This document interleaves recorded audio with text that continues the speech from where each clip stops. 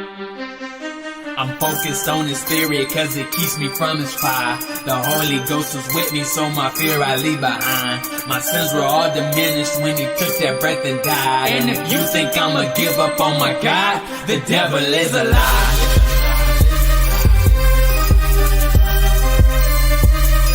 The devil is a lie.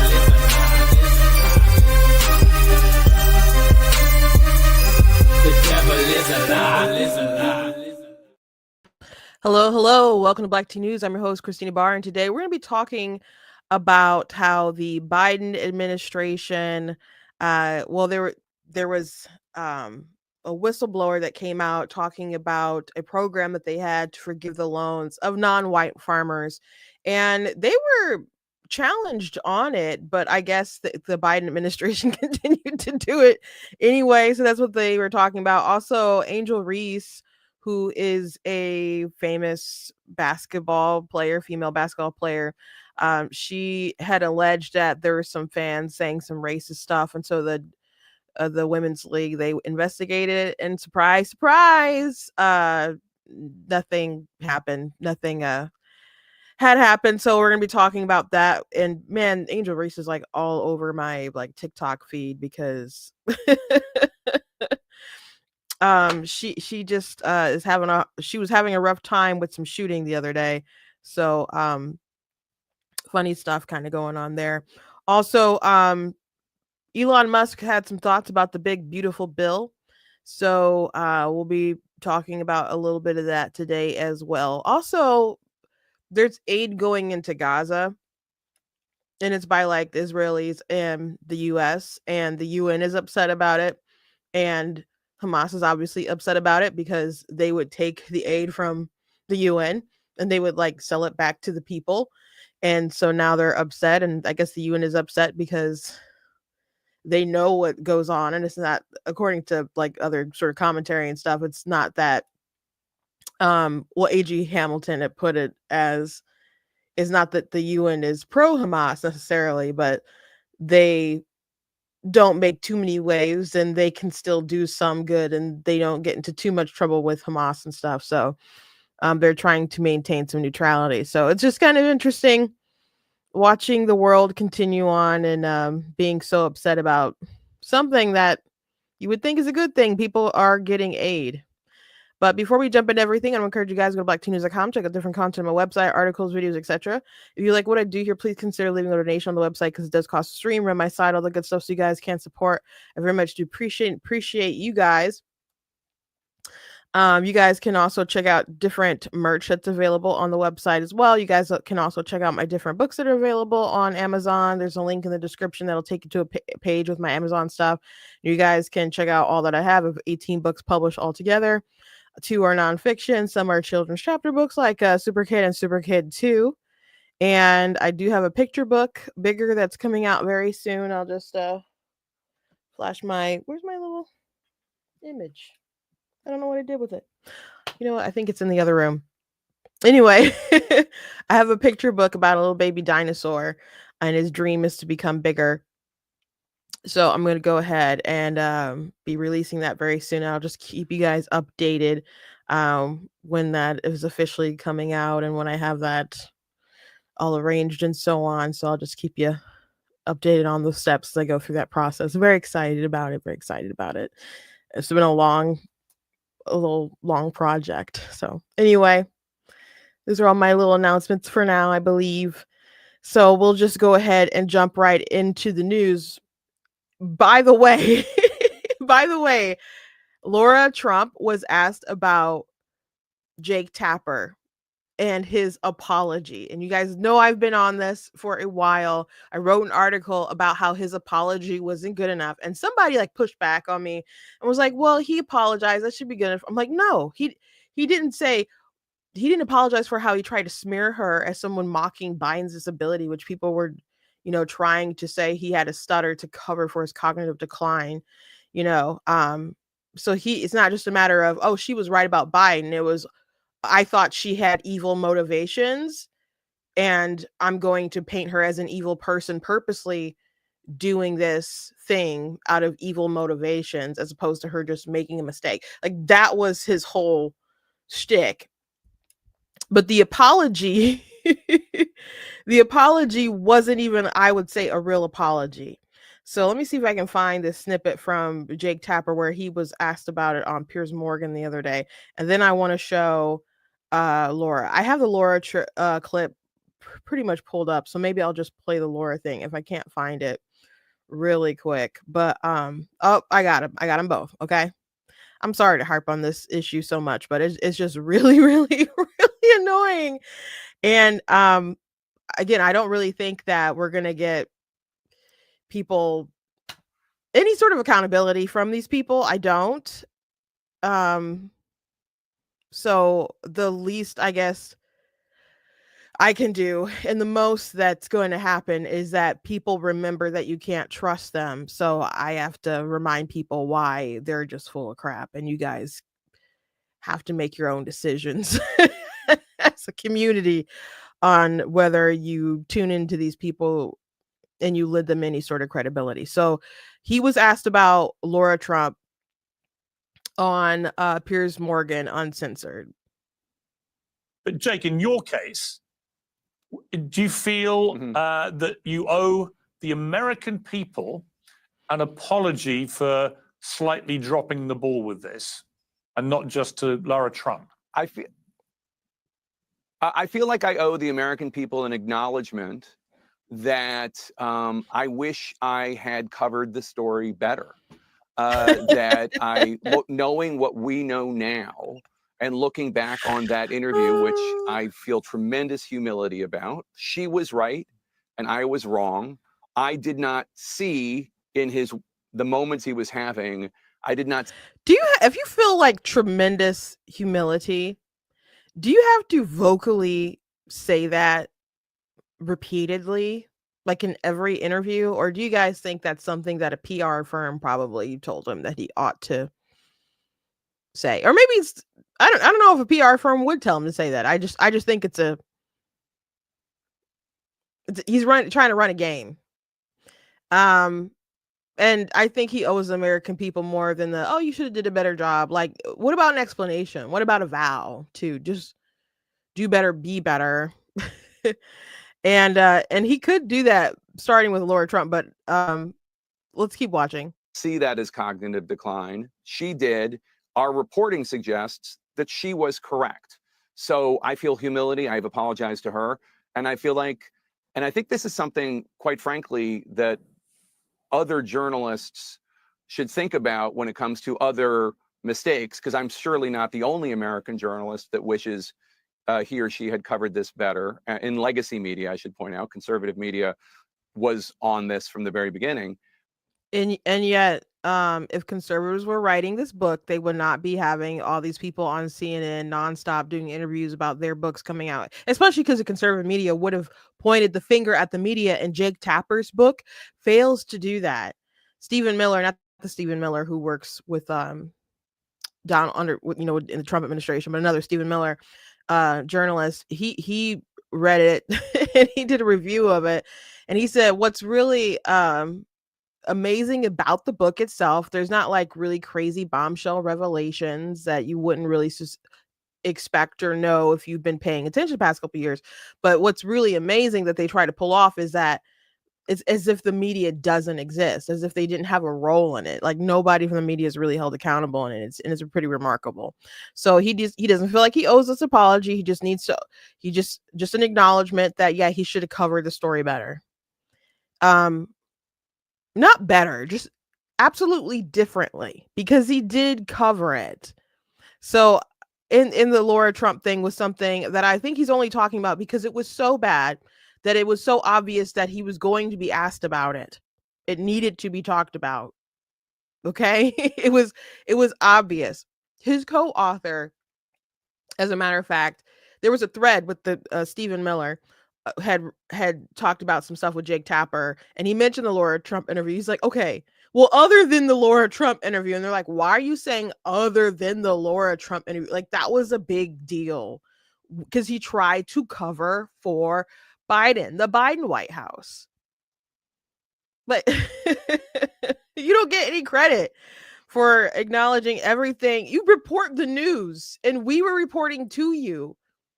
Everyone could see it. Someone in the comments said Stevie Wonder could have seen it. And that's true, because Stevie Wonder could have at least heard interviews with Biden and know, like, this doesn't sound right. Like, everyone who wanted to see, not even wanted to see, could see it. And these people covered for it.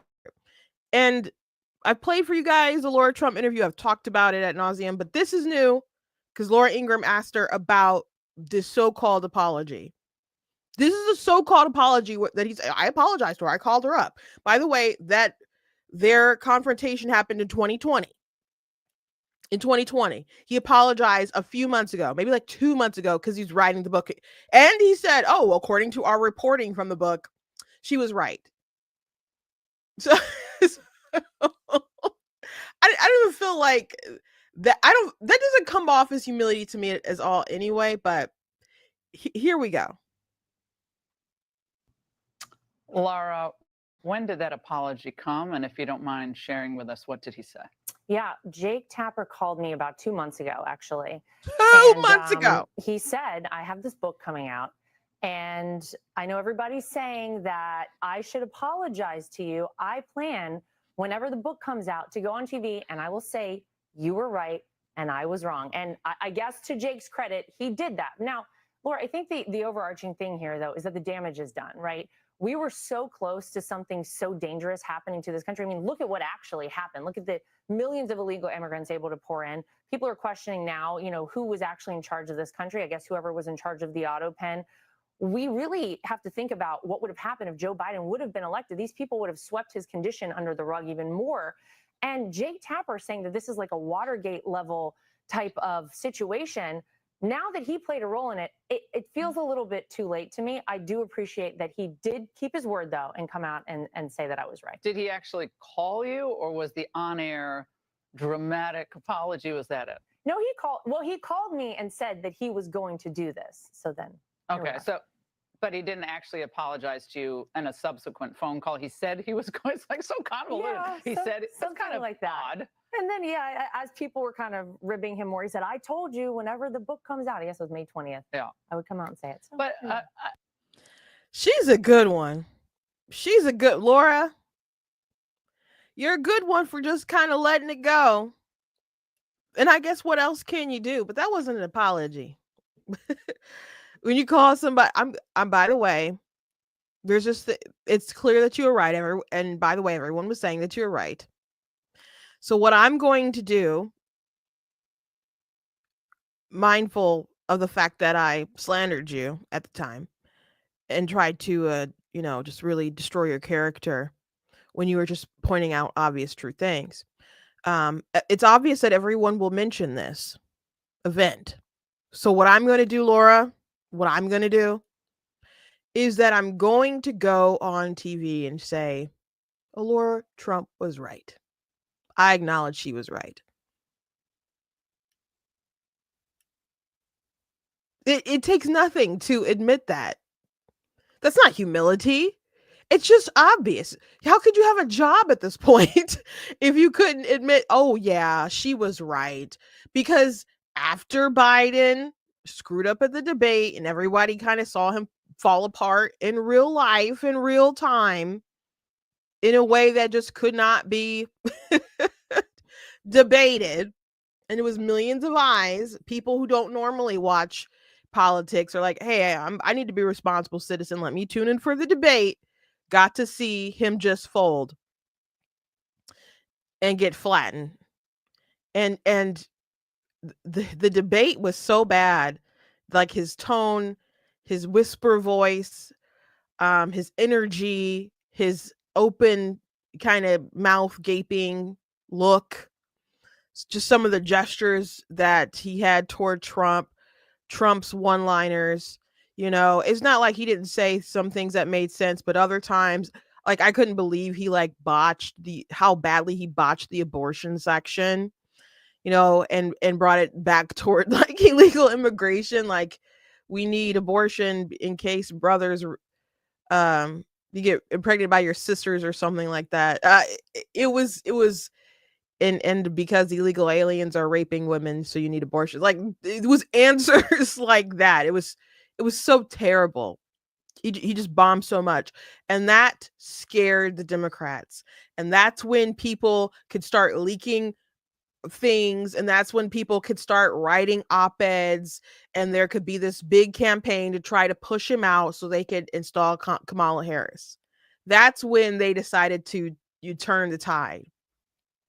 So there's no honor in Jake Tapper being like, oh, I was wrong, or you were right. Like, it's just the obvious thing. There's no courage in it. It's not speaking truth to power. It's speaking truth to impotence, as you know from that video we watched the other day. Pointed out. And it wasn't an apology. It was nowhere near an apology. I'm going to go on TV and say that you were right, because everyone was going to ask, Jake. If no one was going to ask about this, do you guys think that he would have called her up? That this apology is worse than what I could have imagined. It's worse than what I imagined. It's worse than I imagined. But he should have apologized for slandering her. Anyway, let's move on. I just had to give you that update because it was wild. Hoax alert! WNBA says it found no evidence of racism after Clark-Reese clash. I'm reading an article from the Daily Wire. Angel Reese, I guess she played the other night and maybe did okay, but there was one night she was just like traveling and she couldn't hit the basket or whatever. I think she scored only 2 points, and it was just nonstop all over my For You page last week. And I saw so many clips of her just failing. I'm like, could I have played basketball? I don't think I'm bad at basketball. I haven't played it a lot, but I was decent when I played it. And I'm not freakishly tall for a woman, though. I'm tall for a woman, but I'm, not like basketball tall, I would assume they have some 5'7", maybe they have some 5'7" women in the league. I don't know. But some people are like, is she just like height and got lucky and was on a good team? But anyway, let's read. An investigation by the Women's National Basketball Association found no trace of racism toward the Chicago Sky's Angel Reese during the Sky's May 17 game against the Indiana Fever. During the game, the court exploded into momentary chaos after the Indiana Fever's Caitlin Clark fouled Reese as she attempted a layup. After the game, reports suggested that the tension was further fueled by racist comments from fans. We have investigated the report of racist fan behavior in the vicinity of the court during the May 17th, 2025 Chicago Sky at Indiana Fever game based on information gathered to date, including the relevant fans, team, and arena staff, as well as audio and video review of the game. We have not substantiated it. The WNBA is committed to fostering a safe and inclusive environment for everyone, and will continue to be vigilant in enforcing our fan code of conduct, the WNBA said in a statement on Tuesday. During the third quarter of an opening day bout between Sky and Fever, Clark was called for a foul on Reese after Reese drove for a basket, which she apparently isn't good at, shooting those baskets either. Reese initially fell to the floor, but soon was up and ran toward Clark. Clark continued walking back toward the Fever bench. At the end of the ensuing scuffle, Clark was called for a flagrant foul, while Reese and the Fever's Aaliyah Boston received technicals, according to the New York Post. Clark later dismissed the controversy over her foul against Reese. It's just a good take foul, either Angel gets a wide open 2 points, or we send them to the free throw line. Nothing malicious about it. It's just a good take foul. Every basketball player knows that, Clark said. The day after the controversy, the Associated Press reported that the WNBA was investigating a report of racist slurs hurled at Reese during the game. The WNBA strongly condemns racism, hate, and discrimination in all forms. They have no place in our league and our society, the Basketball League said in a statement at the time. We are aware of the allegations and are looking into the matter. Reese backed the investigation, saying several days later that obviously there's no place in this league for that. I think the WNBA and our team and our organization have done a great job supporting me. I've had communication from everyone, from so many people across the league, she said. After the alleged racist comments could not be substantiated, Pacers Sports and Entertainment CEO Mel Raines issued a statement reiterating the WNBA's findings. We appreciate the swift and thorough process undertaken by the WNBA to investigate these allegations, which were not substantiated, Rain said. Chicago Sky President Adam Fox thanked the WNBA and Indiana Fever for the quick action to investigate the allegations. So, there can be some toxic fans and fandoms out there, and you can definitely run into people who are passionate and upset and will say some racist things, but even at the time, people were saying like, I didn't see anything. So I'm not surprised that they didn't come up with anything. And they do have fan codes of conduct or whatever, but it's just like, get over it and play the basketball, I guess. Like, tensions run high. I mean, look at her. Clark is walking away and she acting like she what? But what's she about to do? Fight and get ejected from the game? I know players might do that kind of stuff sometimes, but just keep it on the court. Caitlin got all kind of fouls. I mean, people were like knocking her over, knocking her down, all kinds of ways, especially like during the last season. So it just seems like drama to stay relevant. Caitlin Clark is obviously a gold mine, a huge find for the WNBA, and she's very talented, quickly becoming one of the best players they've had. She broke some kind of record, like all-time record, even though she's, she had a rookie year and now she's coming back on her next one. And Angel Reese wants to contribute to the fame of the WNBA and the ratings and that. And she's already let it be known if she has to be the villain, she's willing to be the villain, and she's done podcasts, and she had a meal at McDonald's, and she's had other sorts of deals. So she's famous and has, sponsorships and whatnot. I don't think her talent is sort of meeting that moment, and she's been told by other great players that she needs to work on her layups and other things. So I don't know, just be more focused on the court. It always seemed like a hate hoax. I'm not surprised that the WNBA found nothing, and they must have really found nothing, because it's not like these aren't sort of woke leagues, But let's look at some real racism, though. Let's look at some real racism from the Biden administration. Okay? So some time ago, this is something that I would point to. There was a rule that they were going to, forgive loans for non-white farmers. And there were farmers who came to like sue and push back on the Biden administration, because that's obvious discrimination. You can't do that. There's like civil rights violations, all that stuff. And one of the people on the lawsuit was a farmer with spina bifida, and he had like, I think, no feet and stuff. So there's people out there who need help. And just because they're white, you shouldn't be like, I'm not going to help them, but I'm going to help everyone else. That's racist, guys. That's racist.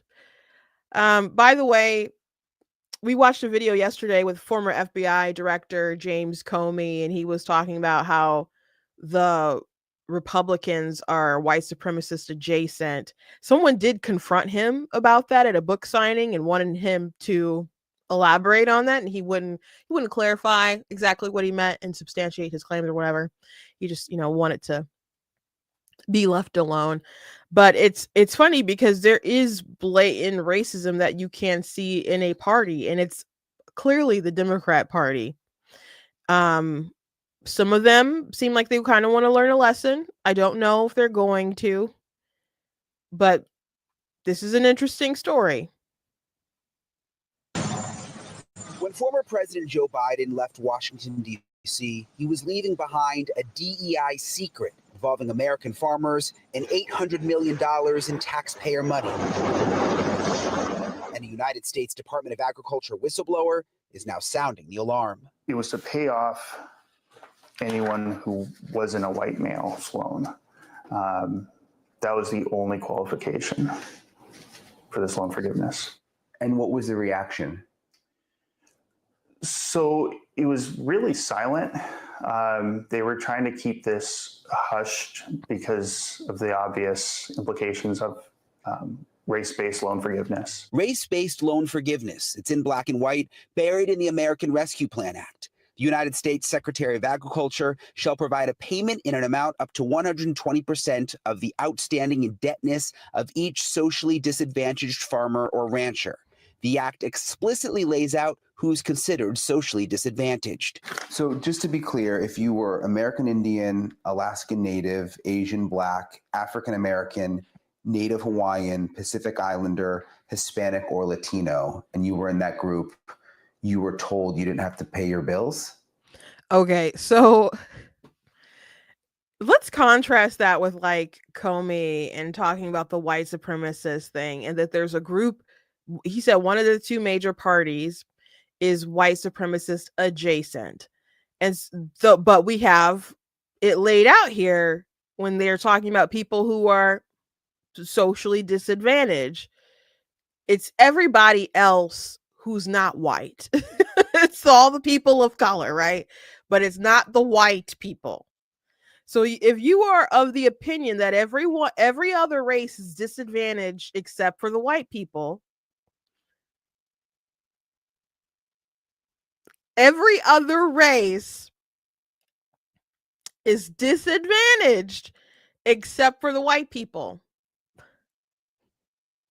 How are you not racist? How are you not a white supremacist?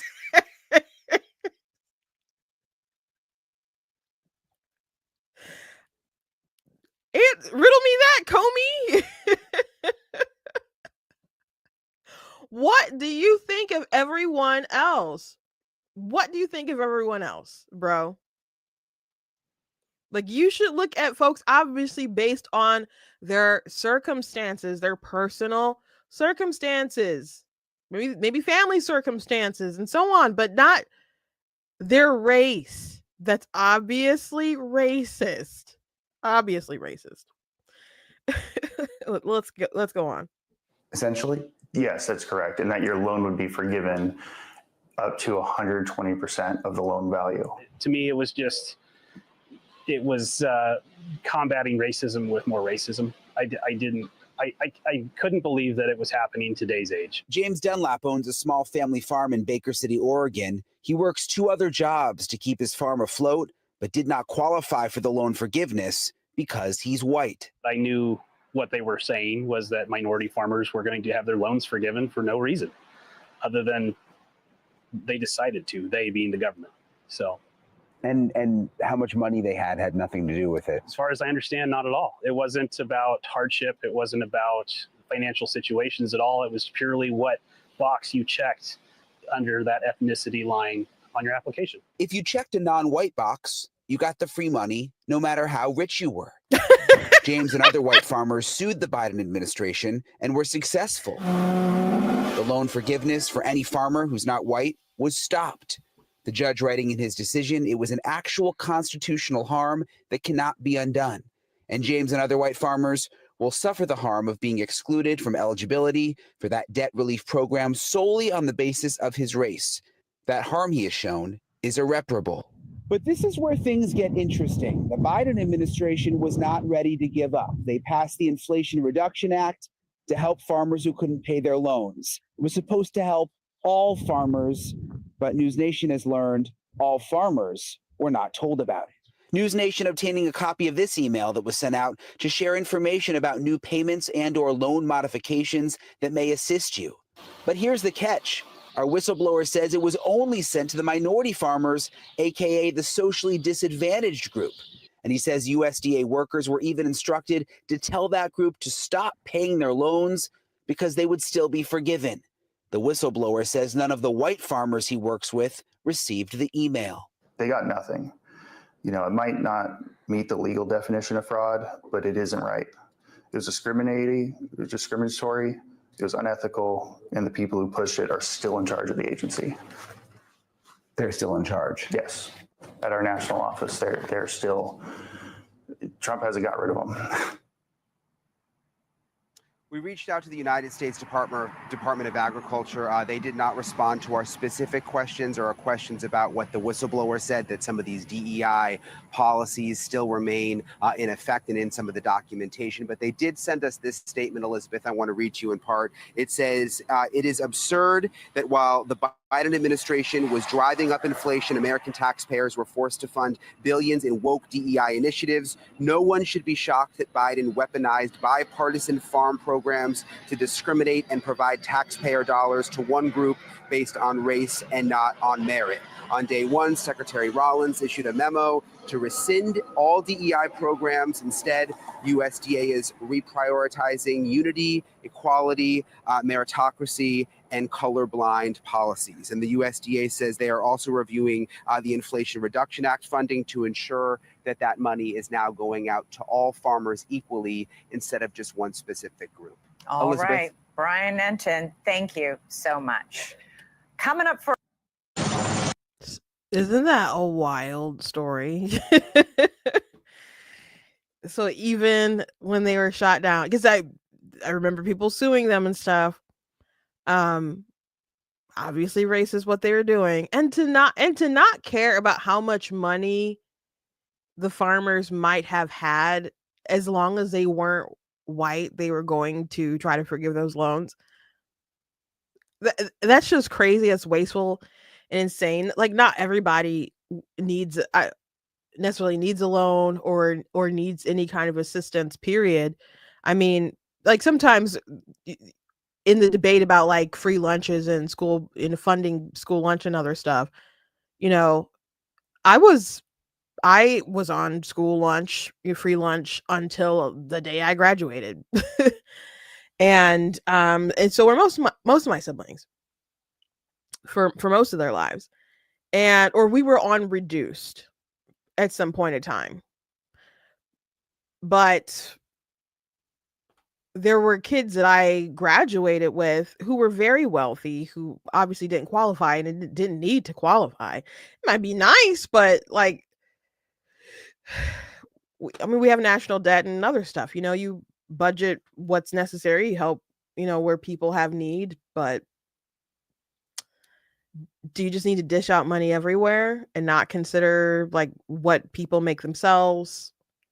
This is not smart policy anyway, but on top of it, the racism.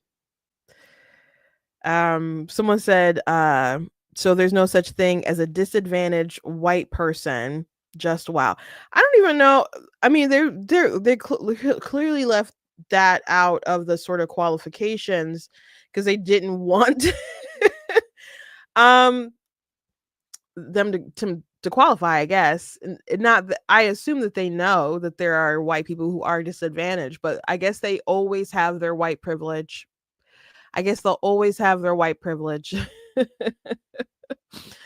There's kind of a funny story I want to tell. I have to give a minor spoiler about the Lilo and Stitch film. I think I do anyway, telling the story. Maybe I can try to weasel my way out of it. I don't know. It's a pretty big spoiler. If you want to like go away for like 2 minutes, I want to be long with the story. But there's at the end of Lilo and Stitch, the live action film, Nani, who's her older sister, who's taking care of Lilo because their parents had like died in I think a car accident or something. She ends up giving up custody of Lilo to the state, and the state permits their neighbor to take in Lilo, so she can still visit her and other stuff like that. And the neighbor, they like, is an original character, like they made up for the film for the purpose of this plot line. So there's a lot of people who are very, very upset by it. So there's one woman on TikTok. I saw her TikTok earlier. She has like over 2 million followers. I've never seen her content before. She just popped on my For You page because I guess it's a topical thing that I've mentioned. So she got pulled into my algorithm. And so I guess she talks about the movie a lot because her mom died of brain cancer. And she took in her sister and she takes care of her. So I guess people were, tagging her, asking her constantly like what she thought about the film and what she thought about the change to the film. And so she recorded it before she went to go see the film, her thoughts about it. And so she said, that the movie meant a lot to her and she would never give up her sister. But, she, to think that or to say that or whatever, or the fact that she hasn't needed to and that she could take care of her, she's like, that's from a place of privilege. And she said that she had a successful cookie business, and also she does well on TikTok, so she has opportunity or privilege and stuff that other people may not have. So she doesn't want to judge because she's privileged in her situation versus other people. So I was telling my older sister about it today when I was taking her to work, and all I told her was the details, and she's like, she's white, isn't she? And she knew she was a white woman because she had to announce her privilege, like, that's privilege. And blah, blah. I'm like, your mom died of brain cancer. You're not there's no privileged situation anywhere in the situation. Something tragic happened to you, and you stood in the gap for your sister. Like that would be nowhere near my vocabulary, but people are just like so trained to say that and acknowledge that.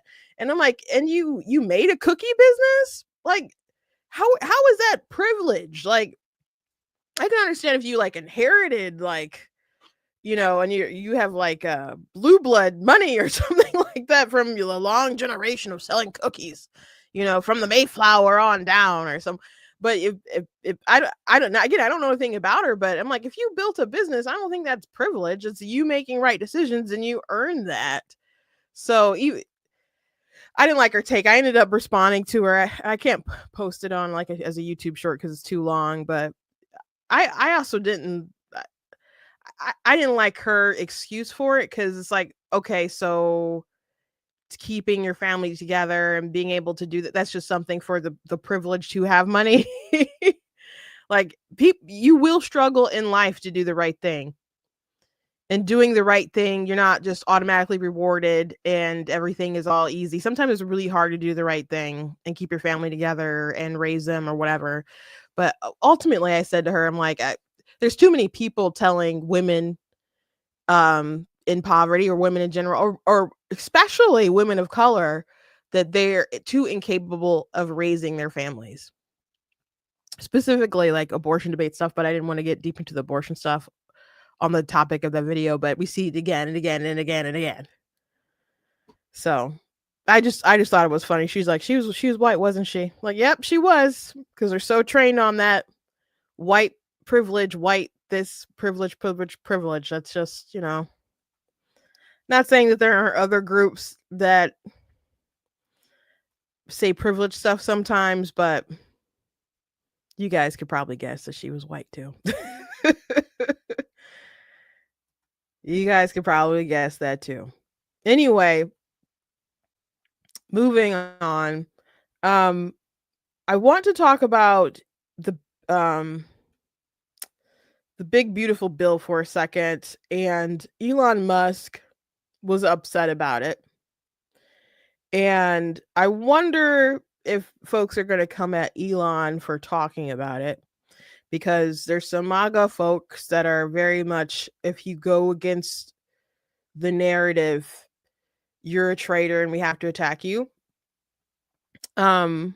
there are people coming out with like some correction statements for Elon and whatever in Doge, but doing a lot of this spending is undercutting what Doge was supposed to do, and we keep kicking the can down the road. And I really like the idea of Doge. I liked exposing stuff, but I definitely wanted things to change. I wanted things to be spendings to be cut and so on. I obviously wanted them to do what they needed to cut the taxes and so on, but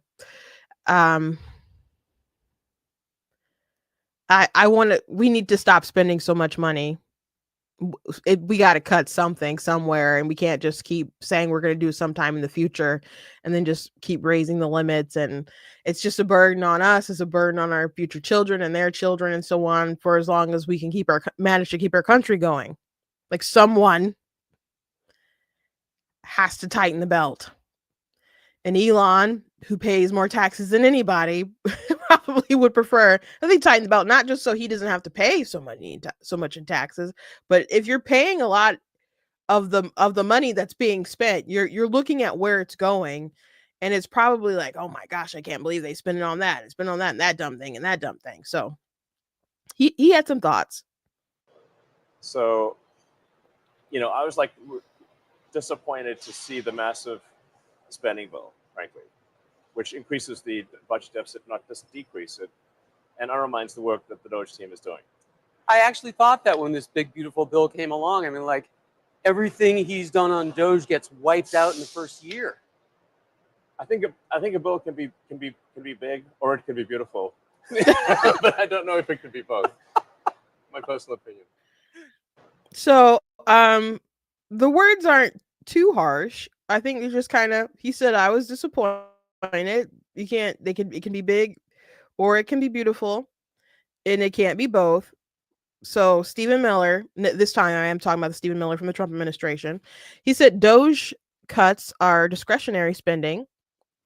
The federal bureaucracy, for example, under the Senate budget rules, you cannot cut discretionary spending, only mandatory in a reconciliation bill. So Doge cuts would have to be done through what is known as a rescissions package or an appropriation bill. The big beautiful bill is not an annual budget bill and does not fund the departments or government. It does not finance our agencies or federal programs. Instead, it includes the single largest welfare reform in American history. So they're talking about the Medicaid, or is it Medicare? One of them, like to do, I always get them confused. The work requirements, I'm assuming, is what they mean, along with the largest tax cut and reform in the American history, the most aggressive energy exploration in American history, and the strongest border bill in American history, all while reducing the deficit. So there's a lot of things in this bill because Trump wanted to do things for the border and all kinds of other things, and the tax bill to get it all shoved through so they could get stuff done. And the more you split up the different bills, the more trouble you'd have. They just thought this would be the easier path to get a lot of things done at once. And so it's ugly. It's a little ugly in some places, for sure. Daniel Horowitz replied to Miller and said there are plenty of discretionary accounts that are touched in reconciliation. Also, there are leftist provisions on policy that don't even affect budget, such as the ban on states regulating carbon capture and AI. The point is they get done what they want to get done. Also, the same excuses will continue and indeed have continued for each must-pass bill. That's true. Like, every time there's a must-pass bill, it's everybody get on board. We got to do this. We got to do this. We need a little bit more time. We'll fix it next time. That's always the attitude. Someone someday has to be the one who sits down and says, no, we're actually going to fix the thing sometime, some way. And I don't expect it to be Trump. I'm just going to be honest. And I never did. Never. He just didn't seem like that guy to me. The bottom line is that if the pressure from the White House is only directed at the conservatives and not the rhinos, and worse, the rhinos get automatic endorsements, then what are we even doing? What's the point of an election? Yeah. What's the point of the election if Republicans aren't going to be where we want them on some of these social issues? You know, some of them are so soft, some of them are squishy, some of them are flat out terrible, and kind of on the left about some stuff. So if we don't have social conservatism to look at and aspire to, and we certainly don't have fiscal conservative policies to look forward to. What are we doing? What is the point of winning elections? Is it just to fight back a little bit the leftists from doing every sort of like crazy thing in the book? And maybe that's a good enough reason to win for a little while. But if you still lead to policies that aren't going to lead to positive overall change, is we're still going to spend a lot, and it's still going to increase the deficit, and it's still going to, you know, cause inflation. Trump spent a lot of money that also helped us get to inflation. He shut down the country, which also, you know, messed up supply chains. You know, the state of the economy. It's funny that it ended up being a rematch between Biden and Trump, because they shared a lot of the same issues. I mean, Kamala was the one who ended up being on the ballot, but it was, you know, still she was part of the administration. So it would have been a very interesting election if it wasn't basically a rematch. But you know, you had two dudes who were to blame for a lot of the similar things. But of course, Biden came with a lot of crazy social things that people wanted to do a 180 on, like this farmer thing that, you know, we talked about. So I'm glad that there's a turn on that stuff. I'm glad at some of these executive orders that we've seen. I want to see some more policy. I hope the big beautiful bill isn't the only thing that we see Congress pass and the only things that we see Trump sign, those that are bills. It's got to be more than that, because I just it's not going to be a long lasting, impactful, successful, not extraordinary successful administration, because at the end of the day, a lot of these executive orders will just on the social stuff can just be flipped next time.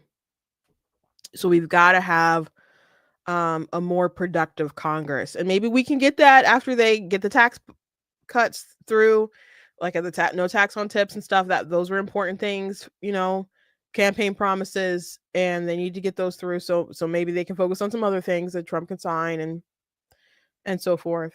We shall see. We shall see.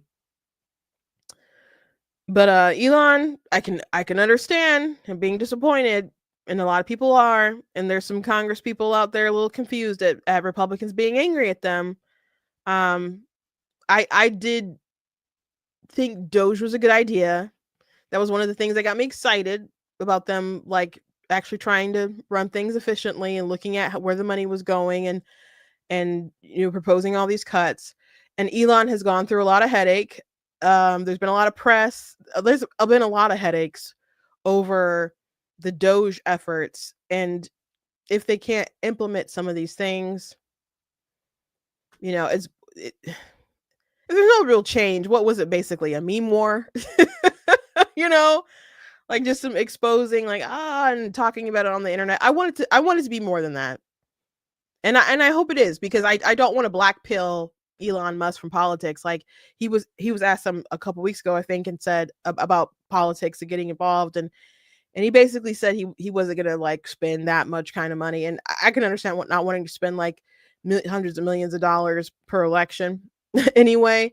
But I was hoping, or expecting at least, that he would be very active in the midterm elections. And I was hoping that Michigan might get some Elon Musk love, like similar to what happened in Pennsylvania. Because frankly, we're going to need that sort of help.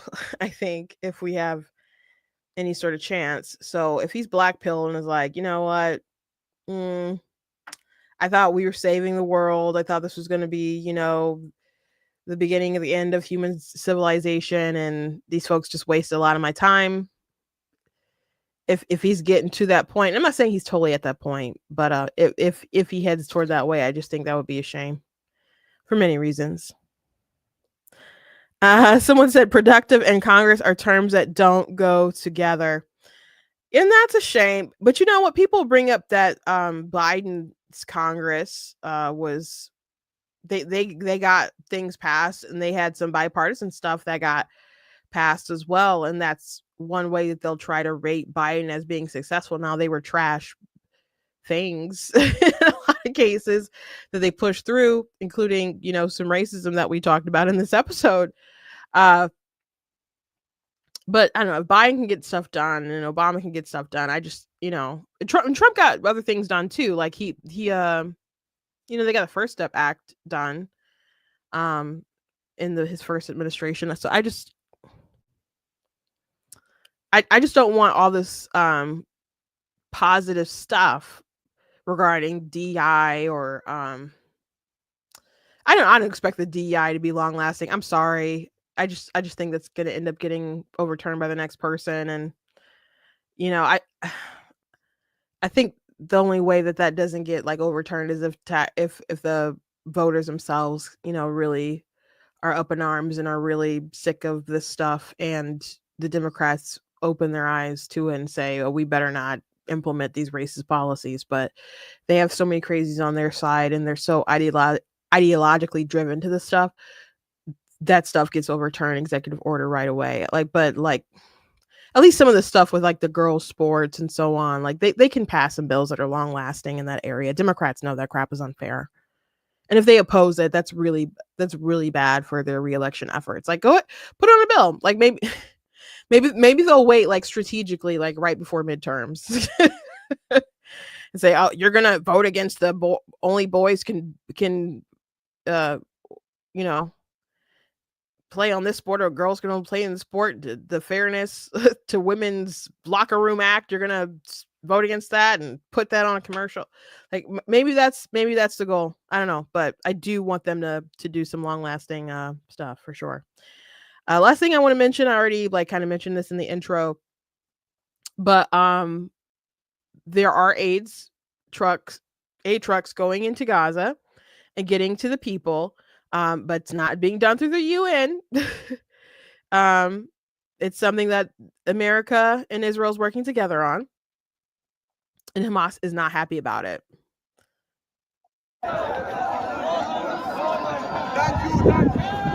Thank you, America!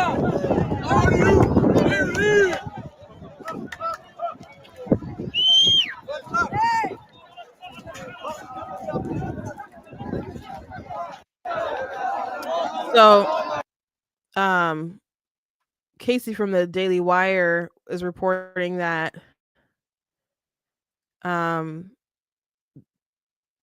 that some of our sources are saying that some Gazans have said that this was the first time they've received humanitarian aid without having to pay for it. And a lot of aid has gone in, way more than like Sudan and other countries really going through. But Hamas steals the aid. There is a crazy clip on like someone from Fox News was claiming that Israel never really launched complaints about Hamas stealing the aid, which is just a lie. That's a bold-faced lie. But Hamas is upset about it, obviously, because they want to be able to steal the aid and then sell it back and enrich themselves. And that's what they've been doing. So kudos, for them doing this and just, going around the UN, and the UN's not happy about it. Let me see. A.G. Hamilton wrote a pretty good post about it. Let me go ahead and read through that really quick. Someone said that they're making supper. They're just gonna listen now. What you making? What you making for dinner? I know it's National Cheeseburger Day, by the way. I think my sister. I don't know what kind of sliders my sister's making, but it's on Wednesday. We have Bible study, and she'll cook for those who come over for Bible study. And so last week we had a really good fajita. No, I'm sorry, her quesadillas. Her quesadillas are really good. But tonight, I know they're sliders because I came over to the house the other day and there's like a ton of Hawaiian rolls. I was like, why are there so many rolls? I don't know if my brother was making bread pudding or something like that. And they're like, oh, this is for Bible study. So she's making sliders. So I'm looking forward to it. I want people to understand the motives here. It's not that the UN, etc., are so pro Hamas that they will only support a system that helps Hamas, though they certainly hire locals with close connections with the group, which is true. The issue is what they call neutrality, by which they really mean they don't want to be threatened / attacked by Hamas. They know in an aid system where Hamas gets their share and can earn money to pay fighters, Hamas will leave them alone to still distribute some aid. They also know Israel won't do anything to them for abetting such a system. Meanwhile, a system that prevents Hamas from making money on aid is unacceptable to Hamas, regardless how it benefits civilians, so it will target anyone who helps such a system. It's the same system why the UN refuses IDF security for the aid under the old system while complaining about the aid being looted because they wouldn't be able to divert the portion they give Hamas to keep things moving. This is the dirty secret that everyone knows but won't say out loud.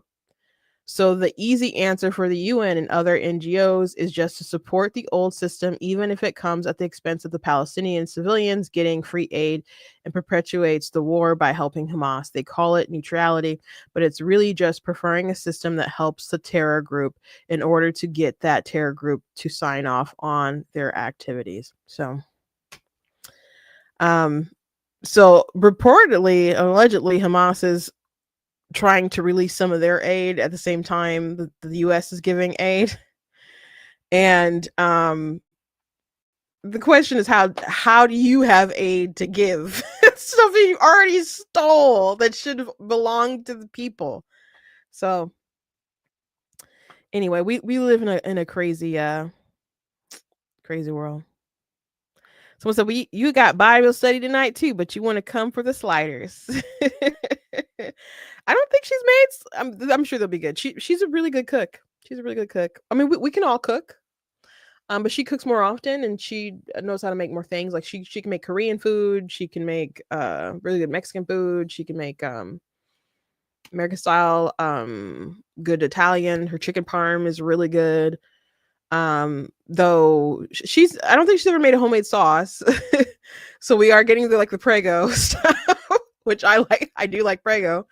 If there's any Italians in the comments or watching, I'm very sorry.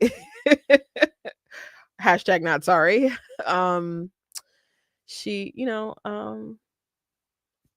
she can make shrimp fried rice, and I can make shrimp fried rice, and I've never made any Korean food. I'm pretty picky. My enchiladas are the bomb. They are the bomb.com.